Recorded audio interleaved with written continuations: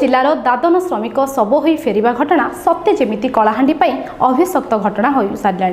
कामधंदा अभाव पेट पाटना दादन श्रमिक काम करने को जाई दुर्घटना और निर्यातनार शिकार हो अनेक समय मृत्युवरण करुवा बेले पुणी जयपाटना ब्लॉक तालगुड़ ग्राम रेतु माझी पुओ रूपेन्द्र माझी दादन खटिबा केरल को आज को 10 वर्ष तले जाइथिले हेले गत 18 तारिख दिन रूपेन्द्र मृत्यु होइथिला एने खबर आसिबा परे परिवार शोकाकुल परिवेश देखा देथिबा बेले गरीब बापा शब आनिबा असमर्थ थिबा बेले से जो ठिका संस्था रे मृत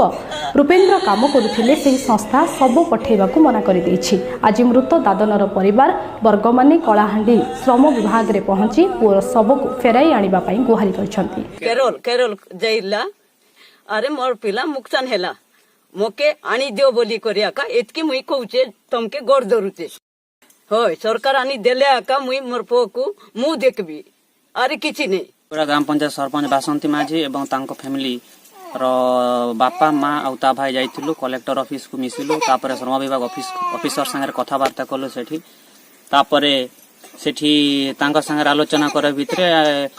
सार माने कहले कि आमे तांकू इमिडिएटली आनो व्यवस्था करूछु कलेक्टर ऑफिस रो आमे दरखास्त देगिरी से फंडिंग जेमती आसी पारबो संगे संगे आपण माननकू से सबर आनिबा व्यवस्था कर देबो बोली समय प्रतिश्रुति दैछन्ती। हमें सकाळे कंप्लेन रिसीव करिछु जे रूप सिंह माझी नामक जने श्रमिक केरल रे काम करुवा समय डेथ हो जाए डेथ रो इंक्वायरी मध्य चली प्रारंभिक सूचना अनुसार जना पड़ी से माछ धरने को जा समय इलेक्ट्रिक करेन्ट डेथ हो घर लोक अति बीपीएल श्रेणी लोक होकर शव आने संभव हो पारना और से जिला प्रशासन श्रम अधिकारी को निवेदन करमें किपरि शव अणापर जोगाजोग करुचु